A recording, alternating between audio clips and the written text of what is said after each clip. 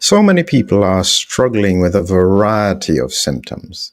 And one of the challenges this year is how do we address them? A big one is to do with sleep issues. And that's where this concept of coronasomnia comes from.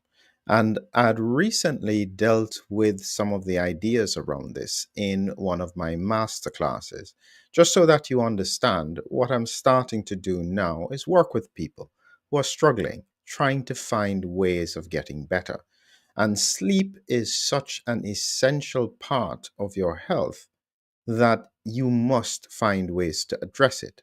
And this is where insomnia, the struggle to be able to fall asleep, is such a big issue.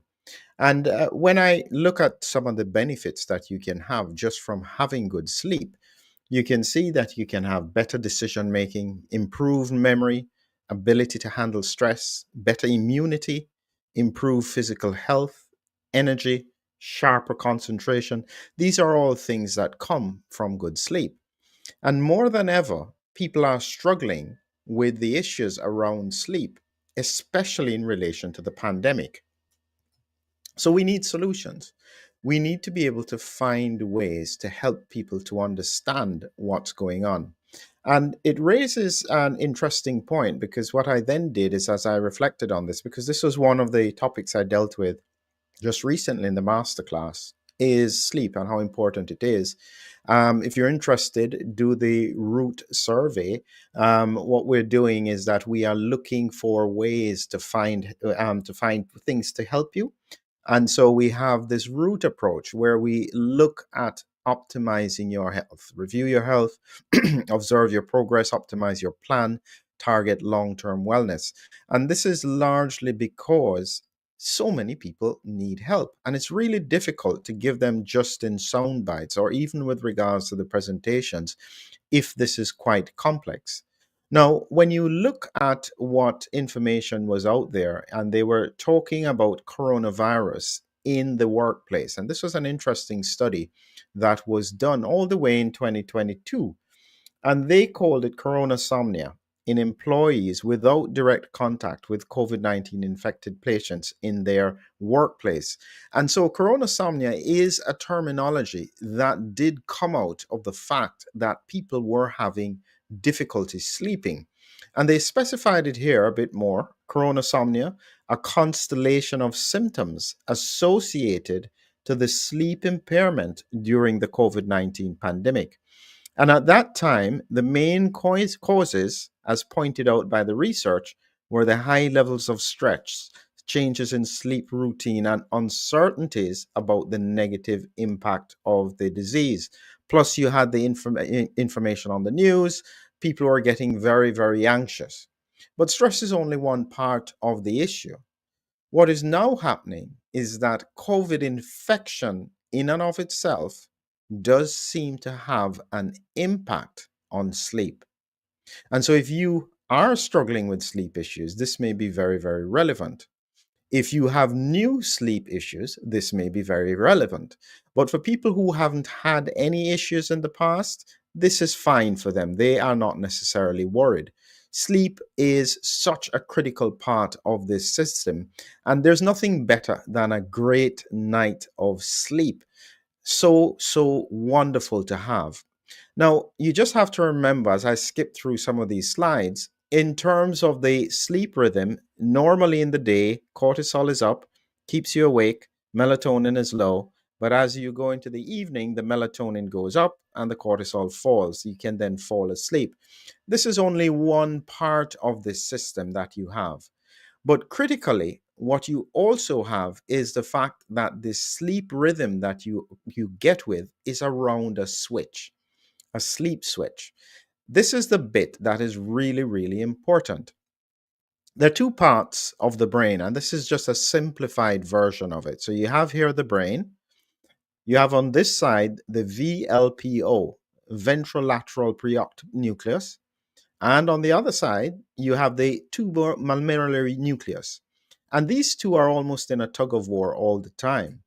And in essence, you either are awake or asleep. It's an important thing because you can't be partially asleep. You either are awake or just fall asleep. And the sleep is like a switch. When this dominates, it literally switches off everything else. When this dominates, it switches on just like a light, and this can't override it. And the two together are balancing all the time. And anything that interferes with that switch is really, really part of the reason why people can't sleep. If you've ever had this experience at 2 o'clock in the morning, it is awful. It's terrible. You just can't go to sleep. Now, for most people, that is a one off experience and they don't get it in the regular circumstances of their life. What then happens is that what happens to those people who are struggling almost on a daily basis with regards to sleep?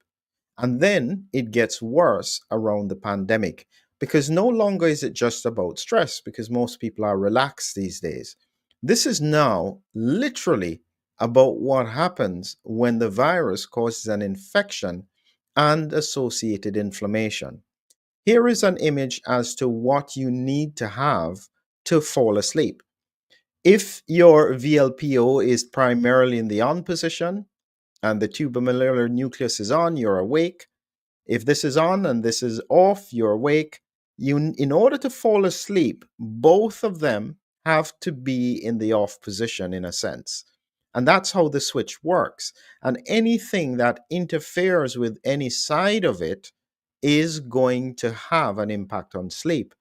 And what it seems as though is happening is that this VLPO region of the brain gets inflamed around an infection. And sometimes it's an immune related process. So it's not working as well.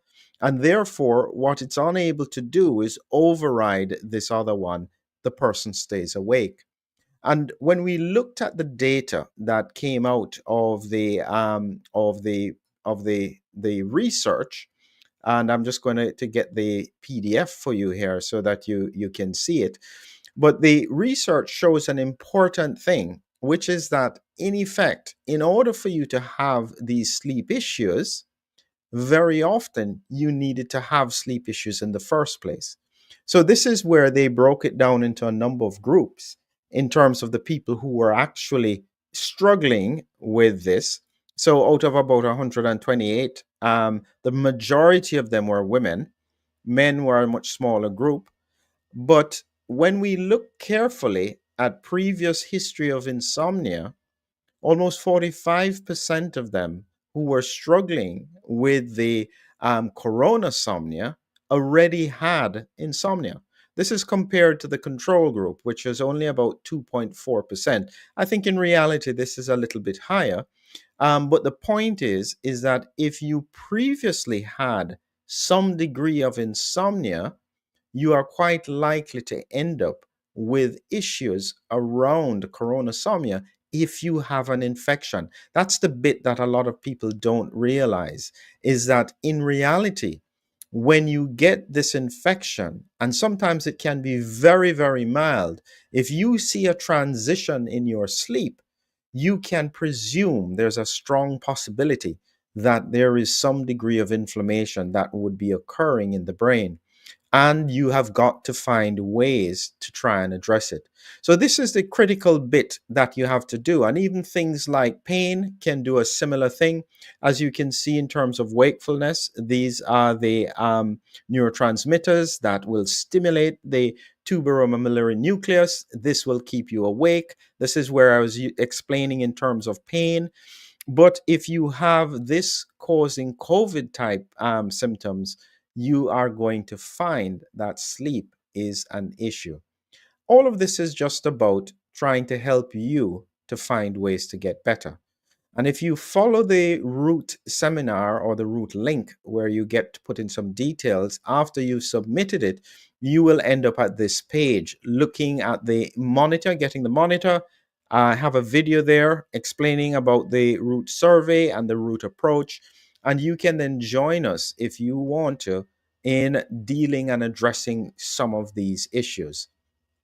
Final point that I'd like to make is that even if you're not interested in joining, you could still do the survey because you will get access to this monitor. Spent a lot of time working on this with our group, but in it, one of the characteristics is sleep. You have sleep, fatigue, bowels, gut symptoms, exercise, breathing, all of these patterns that you can do in order to try and maintain your health. This is about giving you something. And for those who are still struggling, we are working on ways to help you to overcome the challenges that you're facing. So, this is just a taster of the work that I'm doing in the background in terms of trying to help people who are really struggling to get them from where they are to where they need to be in terms of their health. As COVID continues to circulate, you have to be aware and you have to be vigilant to make sure that this virus doesn't cause you health problems in the long run. Have a great evening.